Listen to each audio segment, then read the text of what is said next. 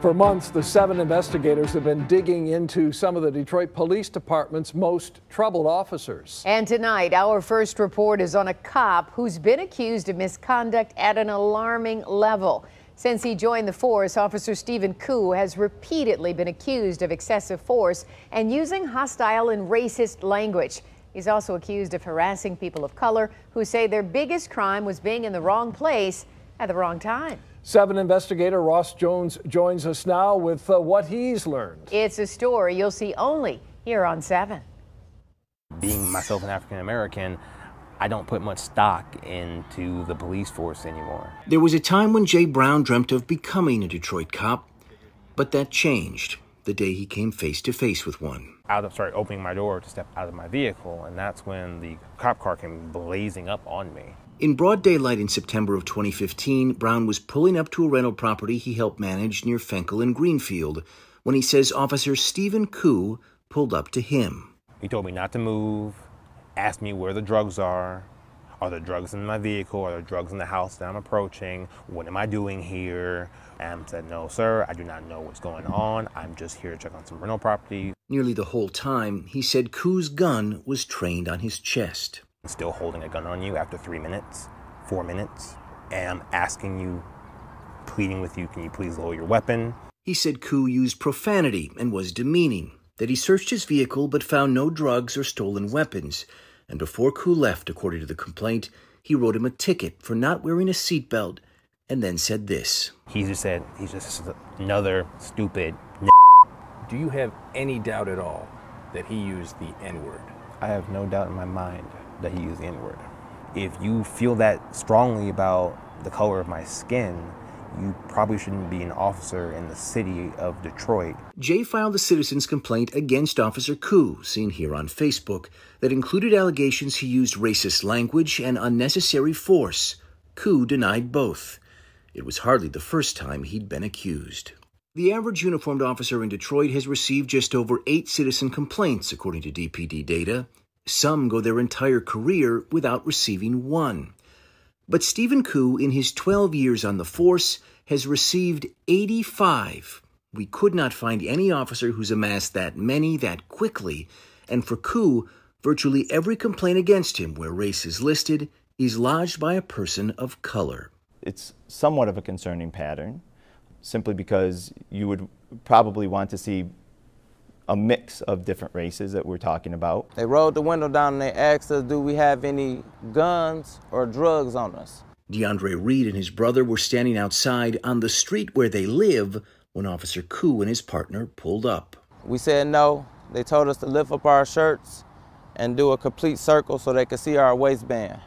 We complied. He said Koo handcuffed him, searched him, then saw that DeAndre had an outstanding traffic warrant.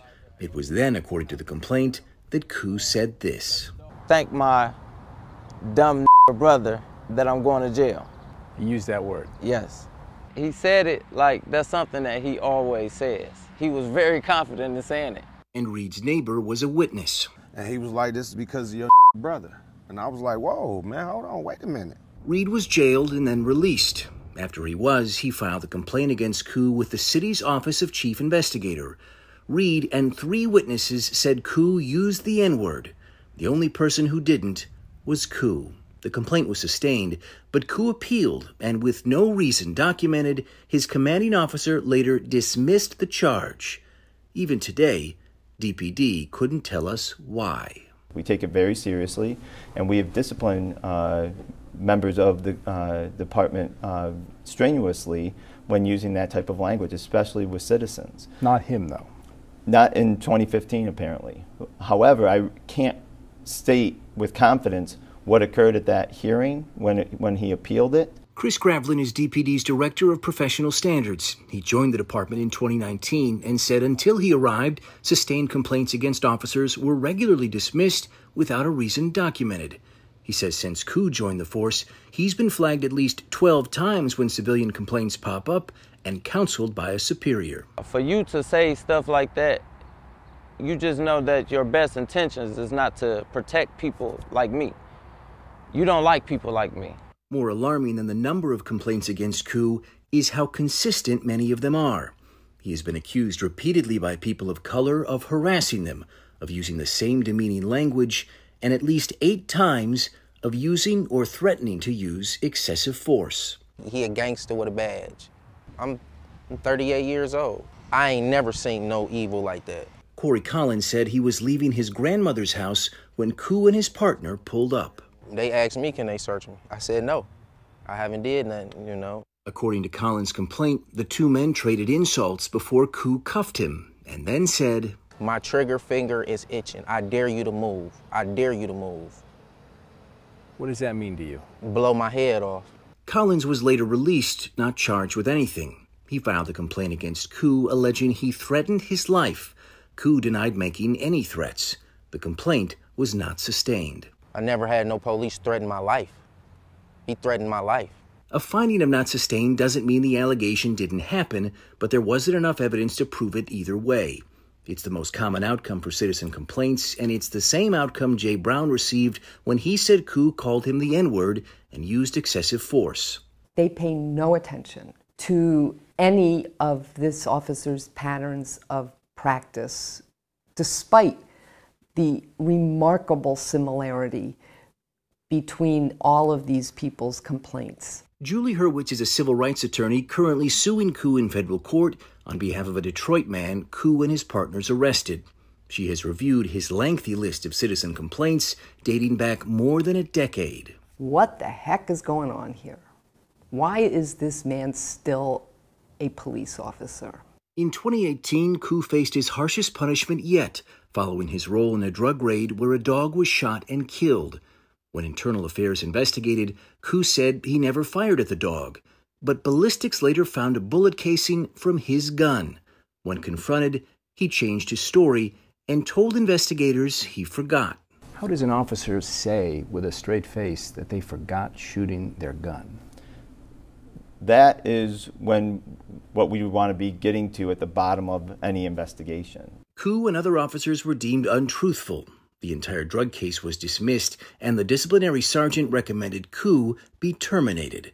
But instead of doling out any punishment at all, his commanding officer dismissed the entire case for timeliness, saying it had dragged on for too long. Now I'd like to make a motion to approve the promotions to the rank of sergeant. Just 3 months later, after a recommendation to fire him, those in favor, aye. Aye. Those opposed, motion carried. Stephen Koo was promoted from officer to sergeant. When I reached him by phone this month, he declined comment for this report. Today, as a result of this story, DPD says they're considering reassigning him. Based upon your questions, Interim Chief White is aware of and taking a look at all of his options right now with Sergeant Koo and how best to utilize him, given some of the things that you've raised in this report. Those already familiar with Koo wonder why it didn't happen much sooner. Should he be a cop today? Absolutely not. No. He should not be a Detroit police officer. He should not be an officer of any police department. We did reach out to the Detroit Police Officers Association and the Lieutenants and Sergeants Association, which have both represented Sergeant Koo throughout his career. Neither returned our call. I'm Ross Jones, 7 Action News. Thank you so much, Ross. Now, since posting this story on WXYZ.com this morning, we have received a response from Interim Police Chief James White. It reads, the Detroit Police Department is deeply troubled and disappointed by the perceived pattern of conduct and behavior shown by Sergeant Koo.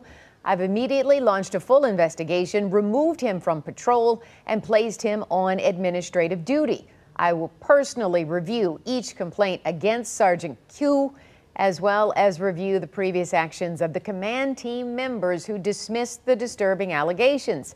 This does not represent the values of the hardworking and dedicated men and women of this police department. Our community expects and should receive policing excellence, respect, and integrity. And for a closer look at those 85 complaints against the officer and the people who filed them, head to WXYZ.com. Ross's months of research have been posted for you there. Yes, indeed. Good job as always, Ross. Thank you so much.